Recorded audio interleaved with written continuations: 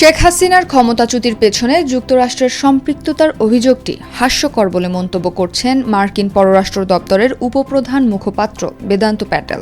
এর আগে একই বিষয়ে হোয়াইট হাউসের পক্ষ থেকে এক প্রতিক্রিয়ায়ও বিষয়টি ডাহা মিথ্যা বলে আখ্যা দেওয়া হয়েছে। সম্প্রতি বাংলাদেশের সদ্য সাবেক প্রধানমন্ত্রী শেখ হাসিনার ক্ষমতাচ্যুতির পেছনে যুক্তরাষ্ট্রের হাত রয়েছে বলে খবর বেরিয়েছে। ভারতে অবস্থানরত শেখ হাসিনা নিজেই এমন অভিযোগ করেছেন বলে ভারত ও বাংলাদেশের কয়েকটি সংবাদপত্র প্রতিবেদন প্রকাশ করে। পরে এ নিয়ে বক্তব্য দেন শেখ হাসিনার ছেলে সজীব ওয়াজেদ জয়।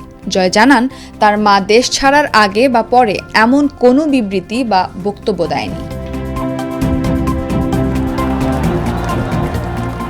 স্থানীয় সময় গত ১৩ আগস্ট নিয়মিত ব্রিফিংয়ের এক পর্যায়ে একজন সাংবাদিক প্যাটেলের কাছে জানতে চান, ছাত্র জনতার আন্দোলনের মুখে বাংলাদেশের সাবেক প্রধানমন্ত্রী শেখ হাসিনার ক্ষমতাচ্যুতির পেছনে যুক্তরাষ্ট্র সরকারি সম্পৃক্ত থাকার যে অভিযোগ উঠেছে সে বিষয়ে তার মন্তব্য কী। জবাবে প্যাটেল বলেন, এটা খুবই হাস্যকর। শেখ হাসিনার পদত্যাগে যুক্তরাষ্ট্রের জড়িত থাকার যে কোনো ধরনের অভিযোগই সম্পূর্ণ মিথ্যা। আমরা গত কয়েক সপ্তাহে অনেক ভুয়া খবর দেখতে পেয়েছি। আমরা ডিজিটাল গণমাধ্যম জুড়ে তথ্যের বিশ্বাসযোগ্যতাকে আরও শক্তিশালী করতে দৃঢ়ভাবে প্রতিশ্রুতিবদ্ধ, বিশেষ করে দক্ষিণ এশিয়ার অংশীদারদের সঙ্গে।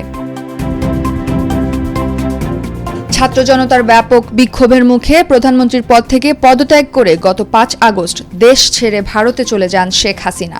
৮ আগস্ট ডক্টর মোহাম্মদ ইউনূসের নেতৃত্বে গঠিত হয় অন্তর্বর্তী সরকার।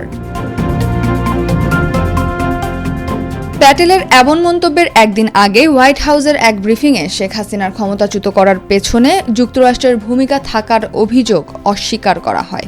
হোয়াইট হাউসের প্রেস সেক্রেটারি কারেন জ পিয়েরে ওয়াশিংটনে ওই ব্রিফিংয়ে বলেন, এমন অভিযোগ ডাহা মিথ্যা।